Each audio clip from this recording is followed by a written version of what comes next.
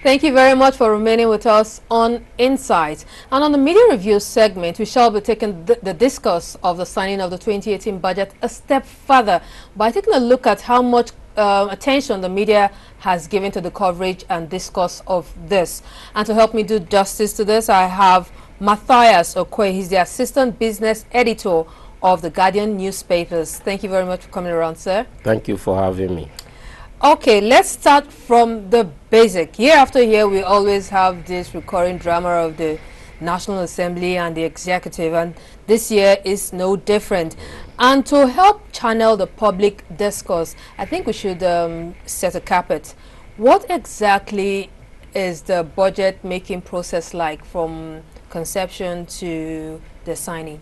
Yeah, the budget process begins with the projection of how much revenue you are likely to earn in a particular fiscal year.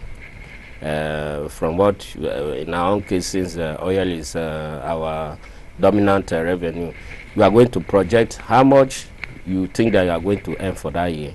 You know, then you think of the taxes, revenue from other sources, independent federal government entities that are generating revenue, and remittances and other things that you think you are likely to get in a particular year. Once you get that, you now prepare what they call a fiscal strategy paper. No, first once you know how much revenue you are likely to get in that particular year, you now set out thinking of what you are going to do. You say you are going to construct road A, construct road B, or complete, or maybe complete existing projects and things like that. And you do all these things with consultation. The executives are the people who actually do the conception. Then when you have gathered all of these things, first your MTF, medium-term expenditure framework, which is a 3-year plan. You by the Fiscal Responsibility Act of 2017, you are supposed to take it to the National Assembly to say this is what we are planning. This is the revenue stream, income stream that we are expecting to get, and based on this, these are the projects that we are likely to cover. The executive takes it to the National Assembly. Okay. First of all, the National Assembly is supposed to approve the MTF, because it is the MTF that will form the basis for the budget. It is after the National Assembly have agreed with you, not just only the National Assembly, by virtue of that Act, the Fiscal Responsibility Act, the executive is supposed to consult with wide-ranging sectors of the public, major stakeholders. For instance, those that are in charge of revenue generation and things like that. You are supposed to consult with them, the civil societies, even the media. You are supposed to abreast them of this is what we are likely to get. So was this done? Yes. Yeah. So if but of course the National Assembly is the approving authority for any expenditure. Okay. So before you even go ahead to prepare the budget, they are supposed to have given you go ahead. Before you go ahead and begin to prepare the budget and the fiscal strategy paper. The fiscal strategy paper is the demonstration. You are going to now say, this is how we are going to achieve this thing, how we are going to achieve that. So once you get the approval, then you go and prepare the budget, then you return it to them for approval. But let me tell you, in Nigeria, the executive will normally go ahead, prepare budget. Sometimes even the budget will be ready before they present the MTF to the National Assembly. So this calls for the National Assembly people who say, you are taking us for granted. Well, I guess that's part of why the media are called the watchdog. Yes. Yeah, the fault state of the realm. Yeah. Where, as this process starts, as the executive starts this, you educate the public, and as the next. So with that, it will keep both parties in check. So is it possible that the media wasn't so up and doing in this regard? The media is always up and doing in this thing, including reporting that budget has been prepared without National Assembly passing the MTF. But it's like once they have made up their minds, the two institutions, I must say, once they have fixed their mind on something, they don't care what they will say, leave them.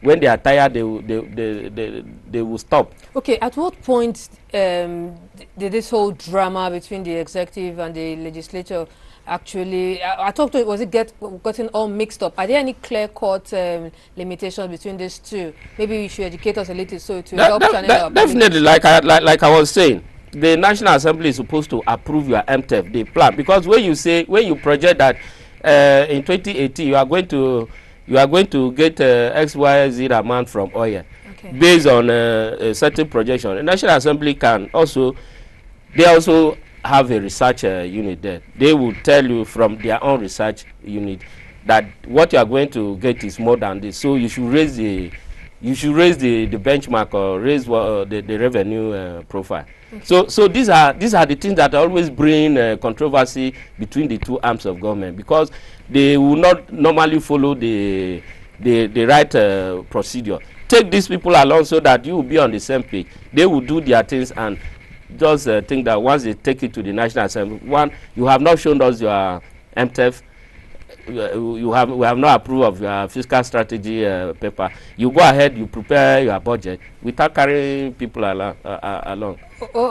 Okay, Matthias. Now, let's. The budget has been signed finally. Yes. There are so many projects in the budget. So, for the public now, what should the public be looking at? What are the major concerns in this budget we should extray? I know we're talking about the bridge, the Onitsha. There's several of them, several of the projects. So tell us which are some of these we should actually focus on. The public as it stands now is really confused, because I can tell you what we have on our hands now is like two budgets in a year. The National Assembly budget, which is over 500 billion naira, and the budget of the federal government prepared by the executive. Now, but the president has come out to tell us why signing this, that the National Assembly people smuggled in the projects that were not contained in his own original budget, and that they have removed projects.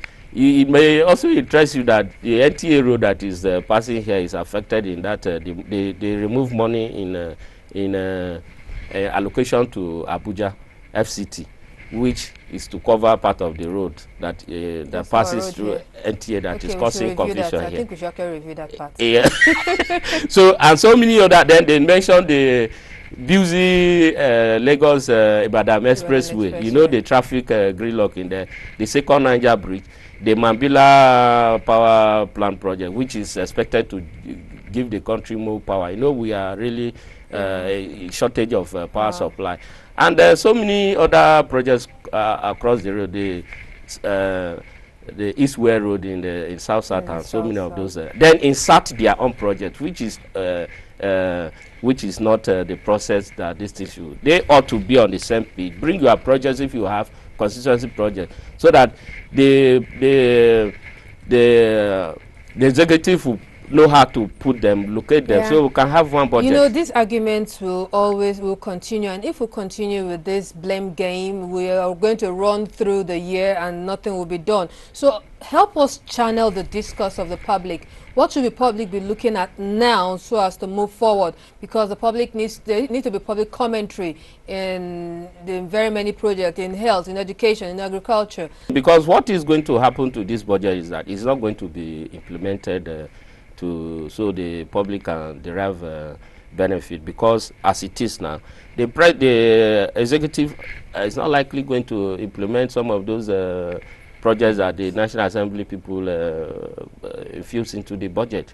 That I can tell you for free, because I know the president say he's not likely going to. He's going to take an adjusted budget to them, or if they refuse that one, then a supplementary budget, which of course the implication means we will be increasing the deficit, and that we will have to borrow more if we must cover all the projects. So it means the budget size is going to increase from 9.12 billion to maybe 10 trillion naira or thereabout. Okay, just lastly, what should the media do while this whole drama is going on? Yeah, the media should keep an eye, very sharp eye, to see which project they are really going to do in this thing, and to also see that these things are executed to the letters, and not that they are short-circuited as is being threatened at this moment. And that also to know if, because government will tell you we have released this, if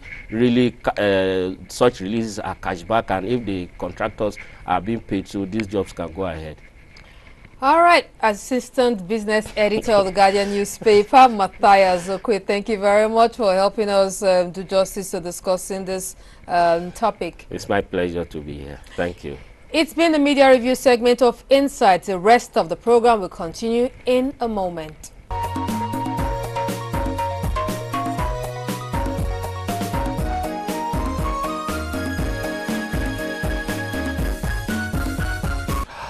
Whichever way the budget has been signed and it has to move on, maybe the concern basically is how soon and how well Nigeria will achieve a predictable and consistent budget cycle, which will be followed headlong.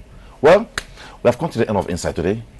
All right, for me, thank you very much for being there and completing the picture. I hope we've been able to educate you on the signing of the 2018 budget and all the sides involved in it. Thank you very much for being there. My name is Cecile Egbeli. Always be there for us on behalf of all of us. Bye-bye.